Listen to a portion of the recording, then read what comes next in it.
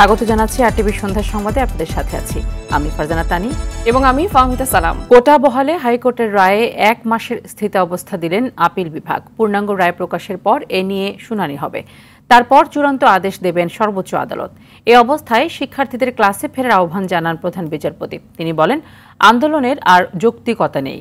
আরও জানাচ্ছেন অধরা ইয়াসমিন। সরকারি চাকরিতে কোটা সংস্কারের দাবিতে সারা দেশে সড়ক রেল অবরোধের মধ্যেই সব পক্ষকে 4 সপ্তাহ স্থিতাবস্থা বজায় রাখার নির্দেশ দিলেন সর্বোচ্চ আদালত। কোটা ব্যবস্থা বাতিল হওয়ার পর সেই সিদ্ধান্তকে অবৈধ ঘোষণা করে কোটা ফিরিয়ে আনে উচ্চ আদালত। হাইকোর্টের সেই রায়ের বিরুদ্ধে মঙ্গলবার চেম্বার আদালতের দ্বারস্থ হন 2 শিক্ষার্থী। ওই রায়ের উপর 1 মাসের স্থিতাবস্থা দেন সর্বোচ্চ আদালত। অ্যাপিলেট ডিভিশন থেকে চূড়ান্ত নিষ্পত্তি না হওয়া পর্যন্ত যাতে তৃতীয় অবস্থা বা একটা স্টে আদেশ থাকে, সেই জন্যই আমরা এই নিবেদন গতকালকে ফাইল করেছিলাম। আজকে ফুল কোর্টের ওনারা সন্তুষ্ট হয়ে, যেহেতু এটা পলিসি ম্যাটার, যেহেতু একটা সরকারের সার্কুলারকে হাইকোর্ট ডিভিশন থেকে স্টে করা হয়েছে, আইনগত এবং নীতিগতভাবে এই আদেশটা স্টে বা স্ট্যাটাসকো থাকে। এটাই হচ্ছে আমাদের এখনকার পর্যন্ত কনভেনশন অফ ল। হাইকোর্টের পূর্ণাঙ্গ রায় প্রকাশের পর এ নিয়ে শুনানি হবে, তারপর চূড়ান্ত আদেশ হবে বলে জানান অ্যাটর্নি জেনারেল। কোনোভাবেই আন্দোলন করে তো রায় পরিবর্তন করা যায় না। রায় পরিবর্তনটা পদ্ধতি আছে। আর যদি কেউ মনে করে যে এই রায়টা সঠিক হয়নি, তার যদি মনে হয়, সে তখন উচ্চতর আদালতে আসতে পারে। এবং আদালত বলছেন যে যারা আন্দোলন করছেন তারা যদি মনে করেন, তারা অবশ্যই তাদের কথা বলার জন্য এই মামলায় এসে পক্ষ হয়ে মামলায় কথা বলতে পারবেন। এ অবস্থায় জনদুর্ভোগ সৃষ্টি করে আন্দোলনের কোনো যৌক্তিকতা দেখেন না আদালত। এখন আর কোনো যৌক্তিক তাদের কোনো কারণ নেই। তারা অবশ্যই এটা বন্ধ করে তাদের অবস্থানে ফিরে যাওয়া উচিত, কারণ তাদের কোনো আন্দোলন আর করার এবং জনদুর্ভোগ বাড়ানোর কোনো যৌক্তিক কারণ এখন আর নাই তাদের কাছে। হাইকোর্টের রায়ের উপর পরবর্তী শুনানির জন্য আগামী 7ই আগস্ট দিন ধার্য করেন দেশের সর্বোচ্চ আদালত। অধরা ইয়াসমিন, আরটিভি, ঢাকা। আদালতের সিদ্ধান্তকে সম্মান জানালেও আন্দোলন থেকে পিছু হটছে না কোটা বিরোধী শিক্ষার্থীরা। কমিশন গঠন করে কোটা সংস্কারের স্থায়ী সমাধান না হওয়া পর্যন্ত রাজপথে থাকার ঘোষণা দিয়েছে তারা। এর মধ্যে রয়েছে রাজধানী সহ সারা দেশে চলমান বাংলা ব্লকেড কর্মসূচি অব্যাহত রাখারও ঘোষণা। এদিকে শিক্ষার্থীরা বেলা 11টার পর রাজধানীর প্রধান মোড় সহ বিভিন্ন সড়কে যানবাহন চলাচল বন্ধ করে দেয় চরম বিপাকে পড়ে সাধারণ মানুষ। নাজিব ফরাইজির সহযোগিতায় শাকিলা করিমের রিপোর্ট।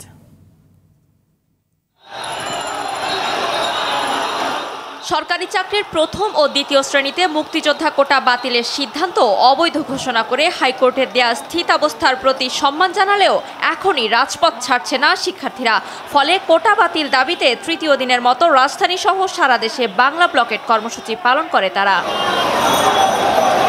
আমাদের দাবি নির্বাহী বিভাগের কাছে, তারা আইন আনুক, তারা কমিশন গঠন করুক, তারা সংসদে বিল পাস করুক এবং আমাদের এক দফা দাবি মেনে নিক। তো হাইকোর্টের রায় দিয়েছে, সেটাকে আমরা স্বাগত জানাই, কিন্তু সরকারের জায়গা থেকে আমরা যদি সুস্পষ্ট বক্তব্য না পাই, তাহলে আমাদের আন্দোলন চলমান থাকবে। বেলা 11টা থেকে রাজধানীর গুলিস্তান 0 পয়েন্ট, শাহবাগ, বাংলা মোটর, কাউরান বাজার, ফার্মগেট, সায়েন্স ল্যাব মোড় সহ ঢাকার বিভিন্ন এলাকায় সড়ক অবরোধ করে আন্দোলনকারীরা। আমাদের কোটা সর্বোচ্চ 5%-এ নেমে আসুক, যাতে মেধাবীরা সুযোগ পেয়ে থাকে। মানে আমাদের একটাই দফা, একটাই দাবি, সেটা হচ্ছে কোটা সংস্কার করা হোক। আসলে 18 পরিপত্র বহাল রাখলে হবে না, আমাদের এক দফাই দাবি যে যাতে সকল ধরনের বৈষম্যমূলক কোটা বাতিল করা হোক। আমরা শতভাগ আশ্বাস চাই নির্বাহী বিভাগের কাছ থেকে, যাতে এই প্রথা কখনো ফেরত না আসে। ঢাকার প্রবেশমুখ ও ভেতরের ব্যস্ততম সড়কগুলোয় অবরোধের কারণে সৃষ্টি হয় তীব্র যানজট, বাড়ে সাধারণ মানুষের ভোগান্তি, কার্যত অবরুদ্ধ হয়ে পড়ে নগরী। শিক্ষার্থীদের চলমান বাংলা ব্লকেট আন্দোলনে সবচেয়ে ভোগান্তিতে পড়ে সাধারণ মানুষ। সায়েন্স ল্যাবরেটরি থেকে শাহবাগ পর্যন্ত পুরোটাই মানুষ পায়ে হেঁটে চলতে হচ্ছে। তবে একটা জিনিস ভালো দেখলাম যে একটা অ্যাম্বুলেন্সকে কিন্তু আমরা জায়গা করে দিল। কিছু যাইতেও দিচ্ছে না, আসতেও দিচ্ছে না। হাতের ফুল নামাই দিল ওই জায়গায়, 400 টাকা নিয়ে উনি আর যাবে না। যাতায়াতের খুব কষ্ট, জানি না কিভাবে যাবো। এই জ্যামের মধ্যে আপনার মহাখালী নামাই দিয়েছে, তারপরে আবার এইটাতে উঠছি ফার্ম গেট উঠে আবার এখানে যে জ্যামের মধ্যে আছি। এখন গাড়ি চলে নাই, মহাজন গাড়ি না চলে তো ইনকাম পাইব না। 2018 সালে পরিপত্র জারি করে সব কোটা বিলুপ্তির ঘোষণা দেয় সরকার। পরে কোটা পুনর্বহালের জন্য উচ্চ আদালতে আপিল করে 7 জন মুক্তিযোদ্ধার সন্তান। শাকিলা করিম, RTV, ঢাকা। শাহবাগের সংবাদ সম্মেলনে পরবর্তী কর্মসূচি ঘোষণা করবে বৈষম্য বিরোধী ছাত্র আন্দোলন। সেখানে আছেন সহকর্মী সাকিবুর রহমান, চলে যাচ্ছে সেখানে। সাকিব, পরবর্তী কর্মসূচির বিষয়ে কিছু জানতে পেরেছেন কিনা? যারা আন্দোলনরত অবস্থায় আছেন তারা কি জানিয়েছেন?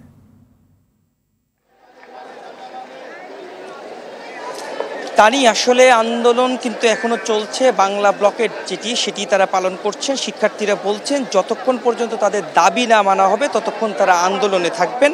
তবে তারা প্রতিদিনই কিন্তু নতুন নতুন কর্মসূচি দেন। কোনোদিন বাংলা ব্লকেট করছেন, কোনোদিন তারা বিভিন্ন জায়গায় সংবাদ সম্মেলন করেন, বিক্ষোভ করেন। যেহেতু তারা আজকে সকাল থেকে এই বাংলা ব্লকেট তারা পালন করছেন এবং আগামীকাল যেহেতু এইচএসসি পরীক্ষা রয়েছে, সেই ক্ষেত্রে ধারণা করা যাচ্ছে বা অনেকেই বলছেন যে শিক্ষার্থীদের আন্দোলন, সেখানে শিক্ষার্থীদের কোনো ভোগান্তি তারা করতে চান না। সেক্ষেত্রে অনেকেই ধারণা করছে যে আগামীকাল হয়তো বা বিকেল থেকে তারা এই কর্মসূচি পালন করতে পারে। যদিও এটি বিভিন্ন জনের কাছ থেকে শোনা, কোনো যে তারা ছাত্ররা যে আন্দোলন করছে তাদের পক্ষ থেকে অফিসিয়ালি এই কথাটি জানানো হয়। তবে বিভিন্ন ছাত্রদের সঙ্গে আমরা কথা বলে যতটুকু জানতে পেরেছি সেই বিষয়টি বললাম।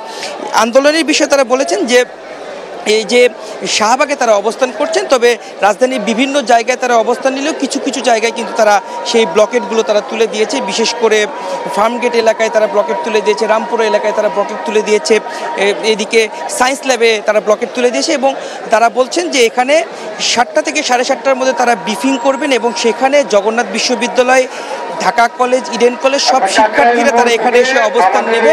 তারা অবস্থান নেওয়ার পর তারা একটি সিদ্ধান্ত দেবেন যে আসলে তাদের আন্দোলন তারা কিভাবে তারা চালাবেন, আগামীকালকে তাদের কি কর্মসূচি হবে সেই বিষয়গুলো তারা তুলে ধরবেন। হয়তোবা আমরা সংবাদ চলার মধ্যে যদি তাদের ব্রিফিংটি শুরু হয়, সেখানেও আমরা দর্শকদেরকে শোনাবো আসলে কি ধরনের তারা কর্মসূচি দিচ্ছেন। তো এই ছিল আমার কাছে শাহবাগ থেকে আন্দোলনের সর্বশেষ। তানি, সাকিব থাকুন সংবাদ সংগ্রহে। নিশ্চয়ই আমরা কোনো সিদ্ধান্ত আসলে আপনার মাধ্যমে সেটি দর্শকদেরকে জানিয়ে দিতে পারবো।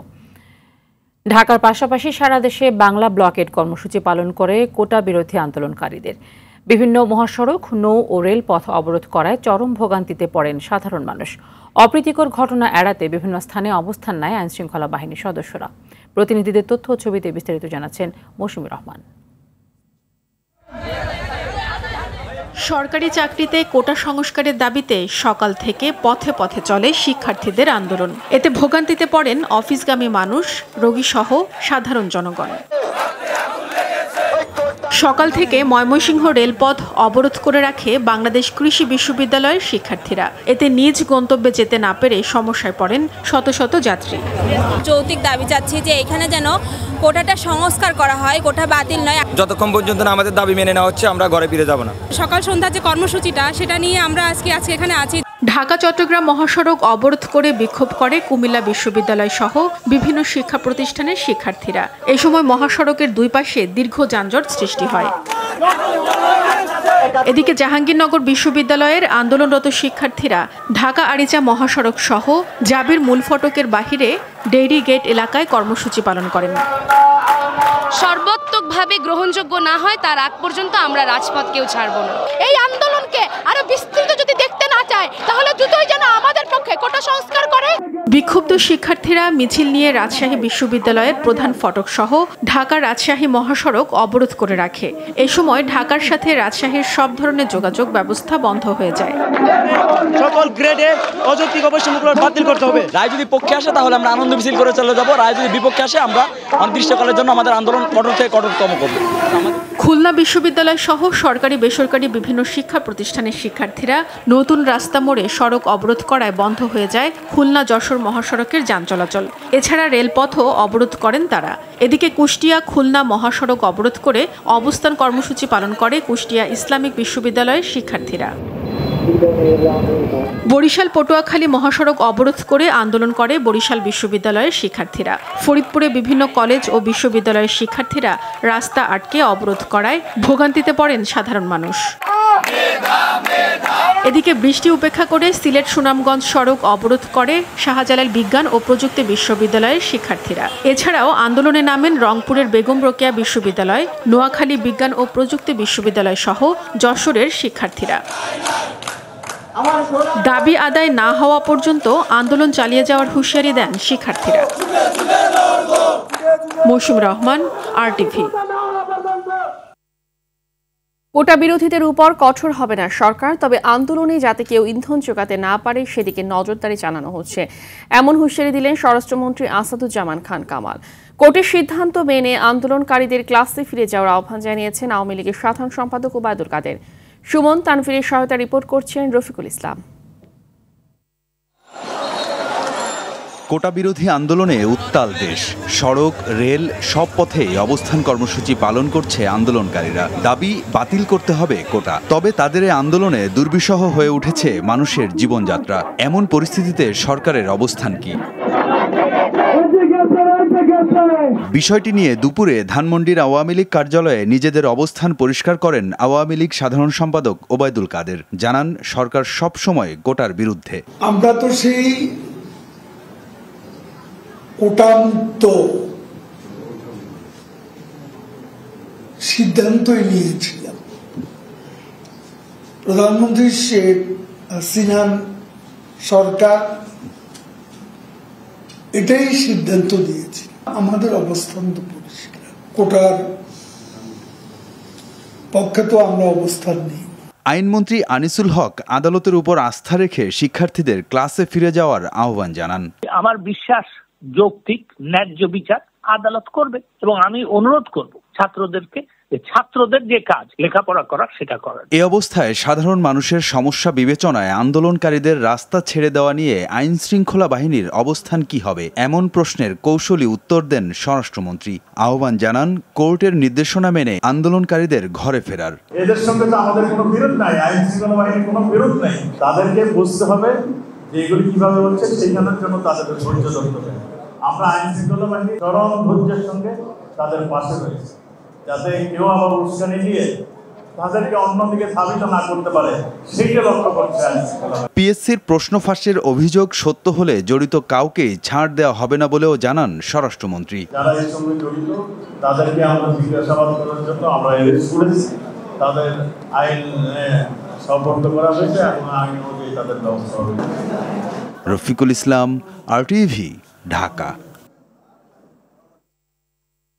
প্রত্যয় পেনশন স্কিম বাতিল দাবিতে সর্বাত্মক কর্মবিরতি পালন করছেন দেশের বিভিন্ন পাবলিক বিশ্ববিদ্যালয়ের শিক্ষক ও কর্মকর্তা কর্মচারীরা।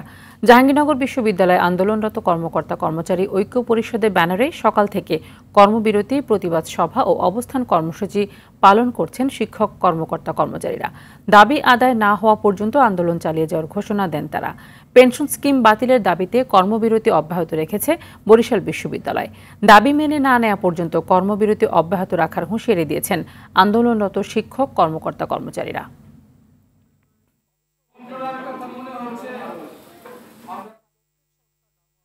অপকর্ম, দুর্নীতি ও দেশবিরোধী চুক্তি থেকে জনগণের দৃষ্টি সরাতেই পরিকল্পিতভাবে বিভিন্ন ইস্যু তৈরি করছে সরকার, এমন অভিযোগ করেছে বিএনপি সিনিয়র যুগ্ম মহাসচিব রুহুল কবির রিজভী। বিএনপি চেয়ারপারসনের সুস্থতা কামনায় দুপুরে পূর্ব রামপুরায় মৎস্যজীবী দল আয়োজিত দোয়া ও মিলাদ মাহফিলে তিনি এসব কথা বলেন। সরকার খালেদা জিয়াকে হত্যার ষড়যন্ত্র করছে অভিযোগ করে রিজভী বলেন, প্রতি মুহূর্তেই বিএনপির উপর আক্রমণ চালাচ্ছে ক্ষমতাসীনরা।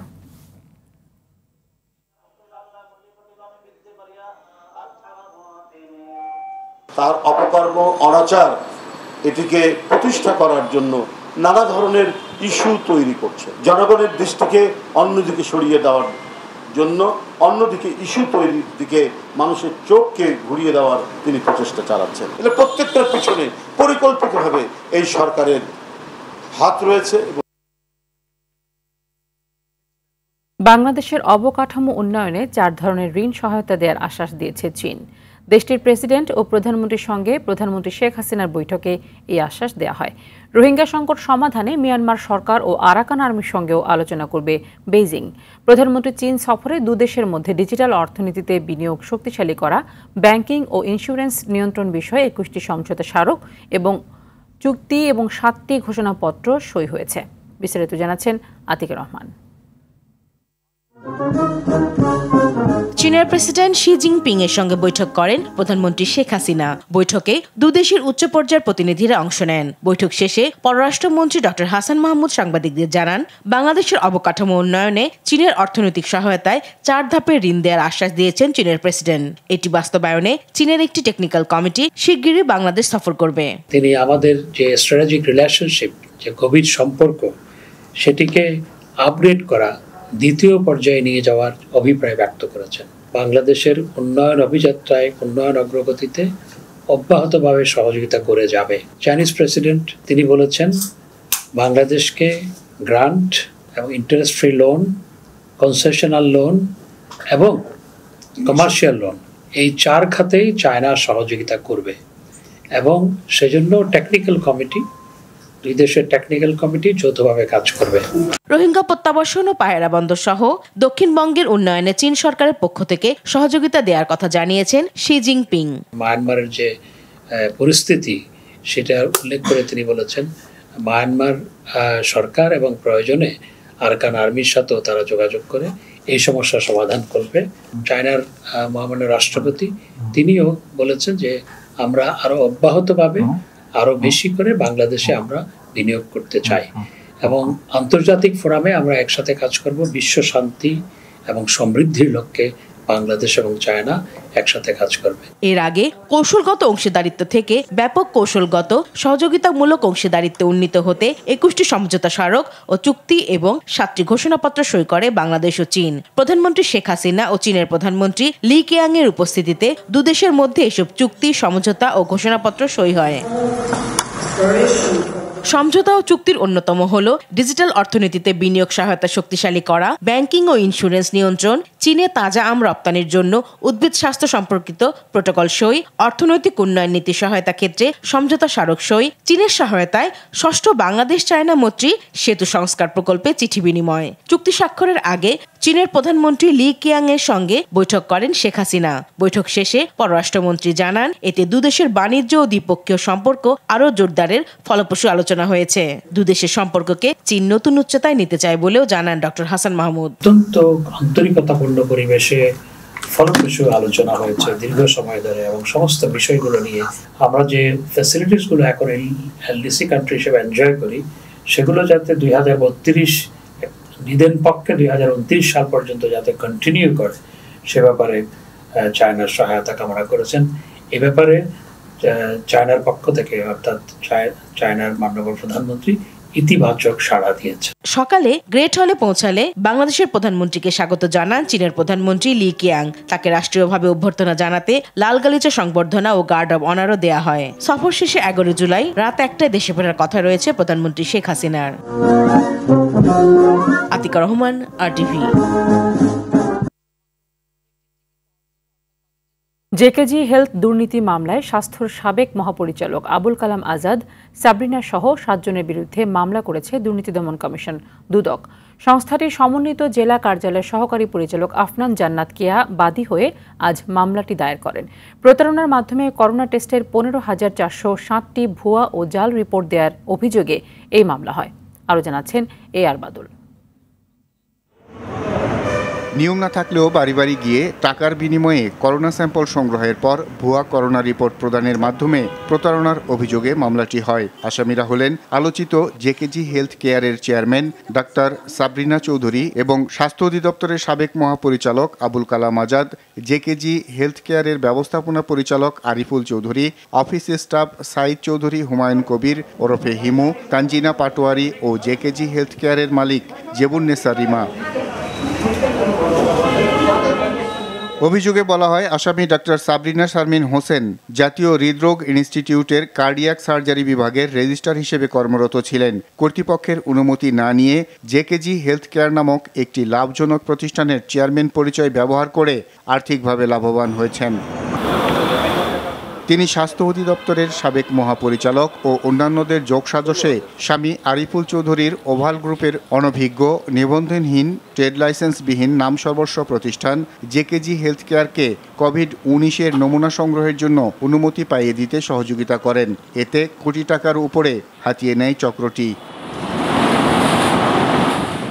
AR বাদল, RTV, ঢাকা।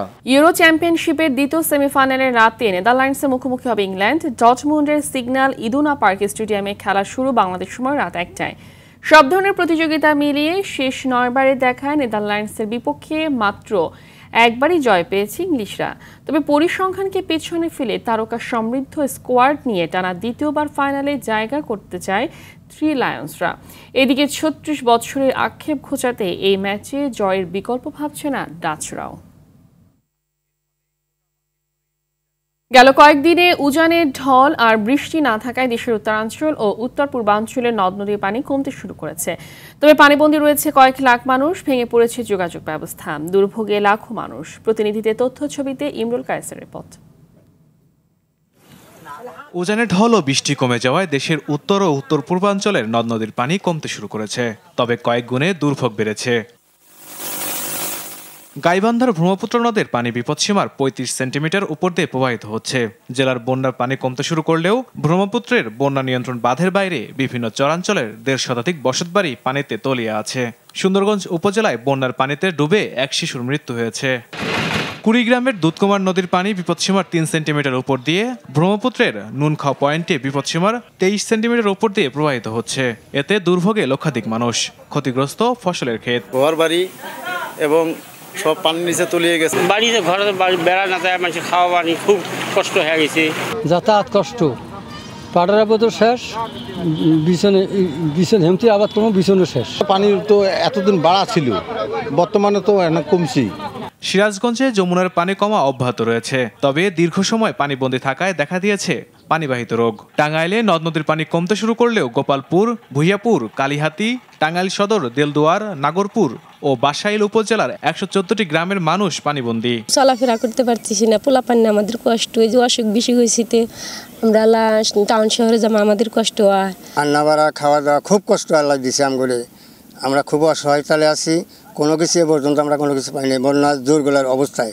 এছাড়াও দেশের উত্তর পূর্বাঞ্চলের সিলেট, মৌলভীবাজার ও সুনামগঞ্জের বন্যার পানি কমতে শুরু করেছে। জেলাগুলোর নিম্নাঞ্চলের বসতবাড়ি, ফসলি জমি তলিয়ে আছে। চলাচলের রাস্তা ডুবে যাওয়ায় ব্যাহত হচ্ছে যোগাযোগ ব্যবস্থা। ইমরুল কায়েস, RTV। সিলেটে বন্যা পরিস্থিতির উন্নতি হলেও দুর্ভোগ দুর্দশা কাটছে না পানিবন্দী মানুষের। ৩ দফা বন্যায় খাদ্য সংকটে পড়েছে তারা। এদিকে বিভিন্ন স্থানে বেড়ি বাঁধ ভেঙে যাওয়ায় পানি নামছে না সীমান্তবর্তী জকিগঞ্জ সহ বন্যা কবলিত এলাকায়। সিলেট থেকে রাজ্জাক রুন্ডুর পাঠানো তথ্য ছবিতে সৈয়দা সামিয়া তামান্নার রিপোর্ট। বিগত বছরের ভয়াবহ বন্যার ক্ষতি কাটিয়ে ওঠার আগেই চলতি বছর মাত্র ১ মাসের ব্যবধানে ৩ দফা বন্যায় বিপর্যস্ত সিলেটবাসী। এতে ব্যাপক ক্ষতিগ্রস্ত হয়েছে বসতঘর, হাটবাজার, সড়ক সহ নানা স্থাপনা। পাশাপাশি দেখা দিয়েছে খাদ্য সংকট। দফায় দফায় বন্যায় পানিবন্দী হয়ে পড়ে ৮ লাখের বেশি মানুষ। জেলার বিভিন্ন আশ্রয় কেন্দ্রে ঠাঁই নেয় লক্ষাধিক মানুষ। গবাদি পশু থাকায় আবার অনেকেই আটকা পড়েন বাড়িতে। অসুস্থতার মাঝে আমরা বারবার মানুষের ঘরে যাই, অনেক অসুস্থতা করলাম। এই বন্যা কিলতা কি আমরা কিলা বাঁচি, আপনারা সাহায্য করুন। এখন বন্যা ওটাও ঠিক হয়েছে না, আবার বন্যা হচ্ছে, আমরা কষ্টের মানে সীমা নাই। এদিকে নদীর পানি ধীরগতিতে কমায় এখনও বিভিন্ন এলাকার রাস্তাঘাটে কোথাও হাঁটু পানি, কোথাও কোমর পানি। রাস্তার পাশে বন্যা কবলিতরা ত্রাণ সহায়তা পেলেও বঞ্চিত হচ্ছেন যোগাযোগ বিচ্ছিন্ন এলাকার মানুষ। আমরা এমপি, মন্ত্রী, মিনিস্টাররা বাংলাদেশ সরকার যদি সুখে থাকে আমরা পানিবন্দী করিয়া, এতে আমরা মনে করি যে মঙ্গল। আজকে ৩-৪ দিন পানি, কিন্তু তার বাড়ি ঘরে এখনো পর্যন্ত এলাকাত কোনো ত্রাণ গেছে না। মানুষের অবস্থা এমন অবস্থা হয়েছে, ঘর বাড়ি ডুবাইয়া কিচ্ছু নাই, সরকার থেকে কিচ্ছু আইলে এলাকার মানুষ পার করে তাও জানি না। বন্যায় সিলেট, জকিগঞ্জ সহ বিভিন্ন জায়গায় ক্ষতিগ্রস্ত বেড়িবাঁধগুলো পরিদর্শন করার কথা জানায় পানি উন্নয়ন বোর্ড। তার চলাকালীন অবস্থায় তখন আবার সেকেন্ড টাইম বন্যাটা, আমরা অনেকগুলো জায়গায় কাজ করছি, এই কাজগুলো যেহেতু আমরা মাটি দিয়ে মানে স্ট্যান্ড বাড়াইতে পারি না, পরে আবার এটা করবো। এখন যেটা আছে যে পানির লেভেলটা একটু কমলে পরে আমরা শুরু করবো। সবার সহযোগিতায় আবারও জীবন যুদ্ধে ঘুরে দাঁড়ানোর প্রত্যাশা। সবকিছু হারিয়ে মানবেতর জীবনযাপন করা এসব মানুষ। সৈয়দা সামিয়া তামান্না, RTV। চট্টগ্রামে বহদ্দারহাটে নির্মাণাধীন ফ্লাইওভারে গার্ডার ধসিয়ে ১৩ জন নিহতের ঘটনায় ৮ আসামিকে ৭ বছর করে কারাদণ্ড দিয়েছে আদালত। মামলায় একটি ধারায় প্রত্যেককে ৫ বছরের কারাদণ্ড ও ৩ লাখ টাকা জরিমানা, অনাদায়ে ৬ মাসের কারাদণ্ড ও অপর একটি ধারায় প্রত্যেককে ২ বছরের কারাদণ্ড দেওয়া হয়। দুপুরে চট্টগ্রামের ৪র্থ অতিরিক্ত মহানগর দায়রা জজ শফিকুল আলম ভূঁইয়ার আদালত এ রায় দেন।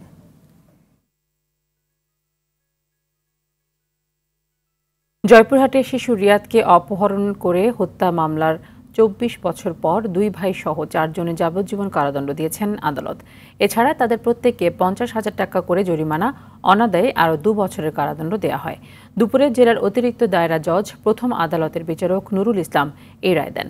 2000 সালের 25 মার্চ জেলার খেতলাল উপজেলার হিন্দা পাঁচখুপি গ্রামের মাসুদুর রহমান দুলালের 5 বছরের ছেলে রিয়াদ নিখোঁজ হয়। 3 দিন পর গ্রামের একটি গর্ত থেকে তার লাশ উদ্ধার করা হয়।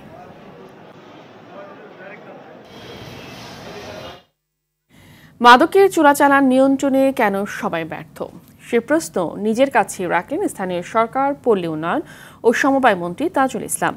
দুপুরে রাজধানীর সিডাপ মিলনায়তনে এক গোলটেবিল আলোচনায় তিনি বলেন, প্রতিরোধের পাশাপাশি সব মহলকে সচেতন করতে পারলেই দেশকে মাদকের ভয়াবহতা থেকে রক্ষা করা সম্ভব। আর এতে বিশিষ্টজনরা নিজেদের অভিজ্ঞতা তুলে ধরে মাদক নিয়ন্ত্রণে নানা পরামর্শ দেন। খানা নামিনের রিপোর্ট। রাজধানীতে পথ শিশুদের ডান্ডি নামের এই মাদক গ্রহণ অনেকের কাছেই খুব চেনা এক দৃশ্য। এর মাধ্যমে অন্য শিশুরাও মাদকাসক্ত হয়ে পড়ছে। গোলটেবিলে অংশ নিয়ে সে কথাই বললেন ইন্সপাইরেশন ওয়েলফেয়ার সোসাইটির জেনারেল সেক্রেটারি সৈয়দা মুনিরা ইসলাম। মাদকাসক্তি অপরাধ নাকি মানসিক রোগ এবং এর প্রতিকার শীর্ষক গোলটেবিলের আয়োজন করে মাদক বিরোধী সংস্থা অ্যাথেনা।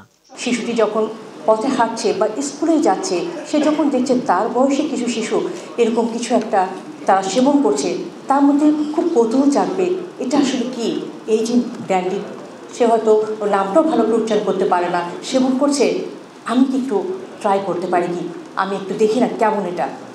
এভাবে কিন্তু মানুষ, শিশু বলি, কিশোর বলি, যুবক বলি, কোনো না কোনোভাবে কোনো না কোনো মাদকে আসক্ত হয়ে যাচ্ছে। এতে সরকারি বেসরকারি বিভিন্ন সংস্থার বিশিষ্টজনেরা অংশ নেন।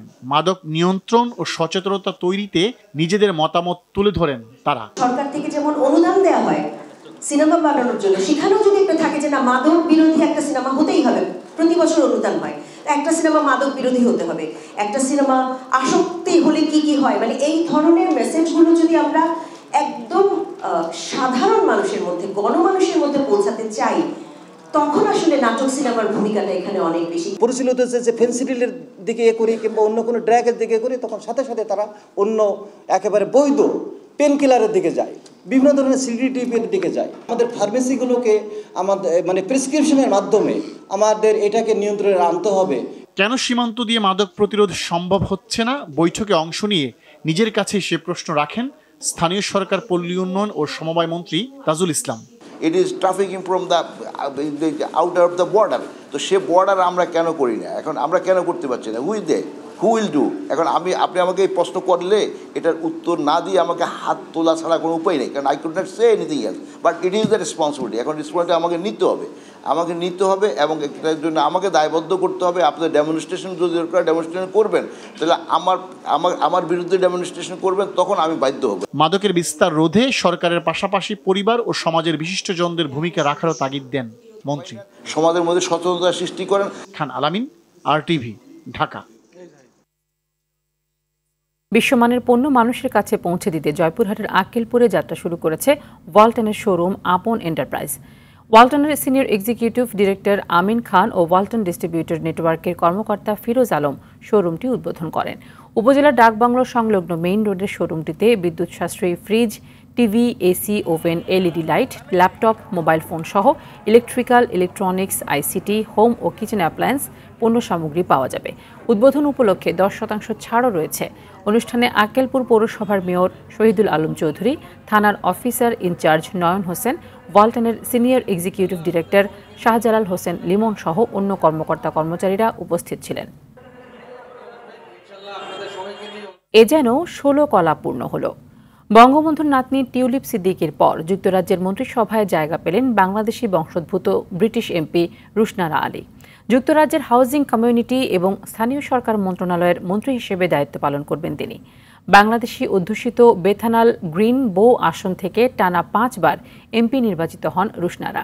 যুক্তরাজ্যে প্রথম বাংলাদেশি MP হিসেবে নির্বাচিত হয়ে ইতিহাসে নাম লিখিয়েছিলেন এই বঙ্গনারী। রুশনারা আলীর জন্ম সিলেটে। তার বয়স যখন 7 বছর তখন যুক্তরাজ্যে পাড়ি জমায় তার পরিবার। তিনি অক্সফোর্ডের সেন্ট জনস কলেজ থেকে দর্শন, রাজনীতি ও অর্থনীতিতে স্নাতক সম্পন্ন করেছেন। আসছে শনিবার অস্ট্রেলিয়া সফরে যাবে বাংলাদেশের হাই পারফরম্যান্স দল। 1 মাস 7 দিনের দীর্ঘ এ সফরে 4 দিনের ম্যাচে ওডিআই ও টি-20 সিরিজ খেলবে টাইগার প্রতিনিধিরা। পাকিস্তান শাহিনসের বিপক্ষে 4 দিনের 2টি ম্যাচ খেলবে এইচপি ইউনিট। এরপর অস্ট্রেলিয়ার নর্দার্ন টেরিটরি ও পাকিস্তানকে নিয়ে হবে ত্রিদেশীয় ওয়ানডে সিরিজ। শেষে অস্ট্রেলিয়ার রাজ্যগুলোকে নিয়ে আয়োজিত টি-20 টুর্নামেন্টে অংশ নেবে বাংলাদেশ হাই পারফরম্যান্স ও পাকিস্তান শাহিনস দল। এ উপলক্ষে সাদা পোশাকের জন্য মাহমুদুল হাসান জয়, ওডিআইতে আফিফ হোসেন ধ্রুব ও টি-20-র জন্য আকবর আলীকে অধিনায়ক করে দল ঘোষণা করেছে বিসিবি। সন্ধ্যা সংবাদ এই পর্যন্তই। সবশেষ সংবাদ জানতে যে কোনো মোবাইল ফোন থেকে 24141 নম্বরে ডায়াল করুন। রাতের সংবাদ 11:15টায় দেখার আমন্ত্রণ রইল। ধন্যবাদ সবাইকে। ধন্যবাদ।